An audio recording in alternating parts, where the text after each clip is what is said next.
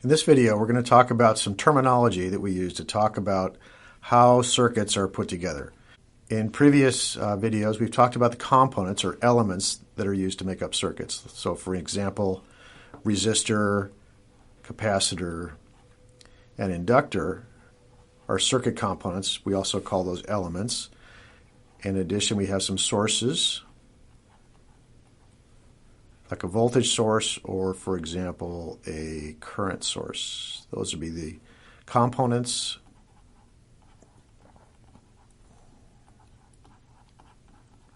or elements of a circuit. Elements. Now we're going to start assembling these things into circuits, and we need a few more words to talk about.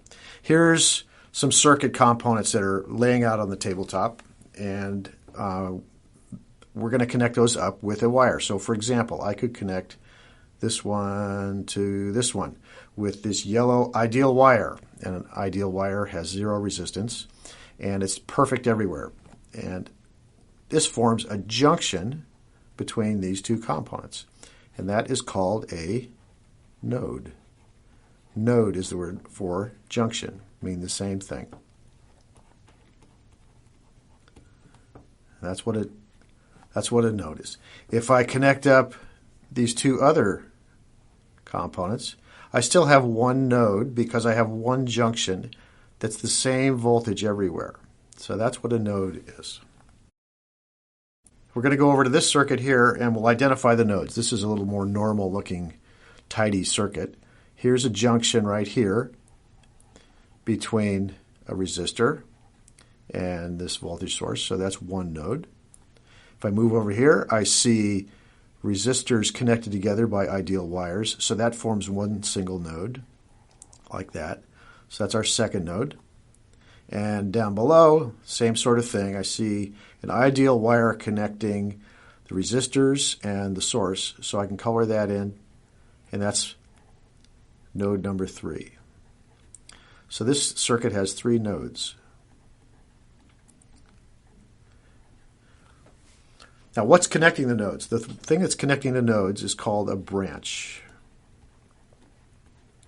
And a branch is the same thing as an element. We'll count the branches or elements in this thing. This voltage source connects the third node to the first node, so that's one element. This resistor connects node 1 and node 2, so that's the second branch. This resistor connects node 2 and node 3, so there's the third branch. And this resistor, with a separate current, also connects those two nodes, so that's the fourth branch. So this circuit has 1, 2, 3, 4 elements in it, and it also means it has 4 branches. 4 branches. So that's what a branch and a node are. I'm going to move the picture over a little bit so that we can do this again on a little more fancy circuit. So first thing we're going to do, again, just to repeat the process, we're going to count the nodes. Here's a junction between a resistor and a source. Here's 3 resistors connected by a perfect wire. So that's the second node. Here we find 3 more resistors connected by a perfect wire. There's third. Down here there's a junction between 2 resistors. So that's our fourth node. And finally we have this node here connecting these 4 elements with one node. This is sometimes called a distributed node when it's all spread out on the page like that, but it's still just one node. So this circuit has 5 nodes.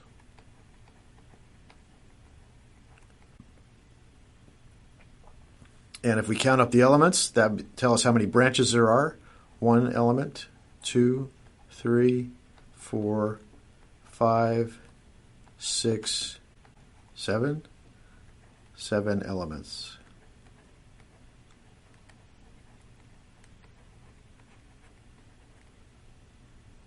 All right, there's our two keywords, elements and nodes.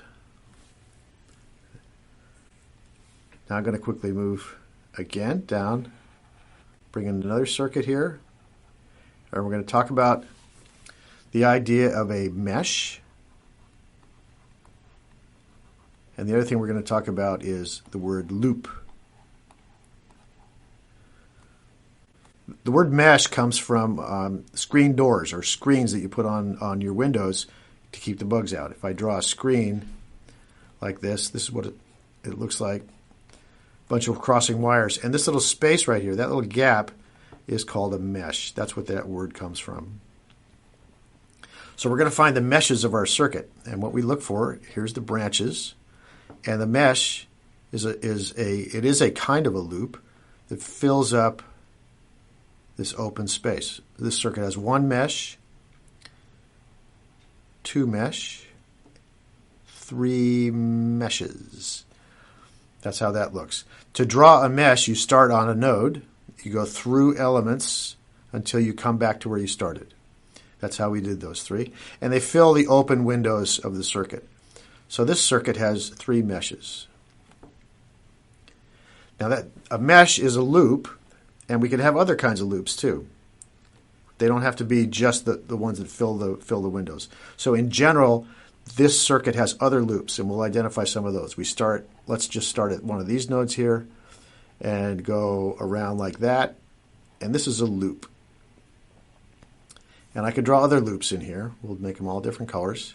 There's a loop. If I start right here, I can draw a loop through these elements. And finally, if I have a sharp eye, there's one more loop in this circuit. If I start, let's just start right here, and it actually goes all the way around the outside. So this circuit has three, actually, if I add them together, this has three loops that I drew here, plus the three loops that were the meshes. So this circuit has 6 loops. Circuits always have a lot of loops, and so usually we don't talk about these. More often it's more organized and straightforward to talk about how many meshes are in a circuit. All right? So that does it for this video. We got mesh and loop. We talked about components and elements.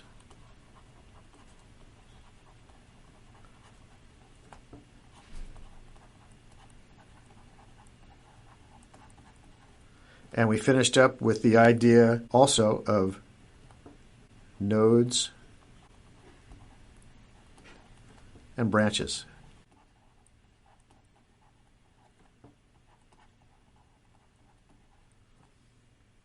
So that'll do it. There's our new vocabulary for talking about circuits.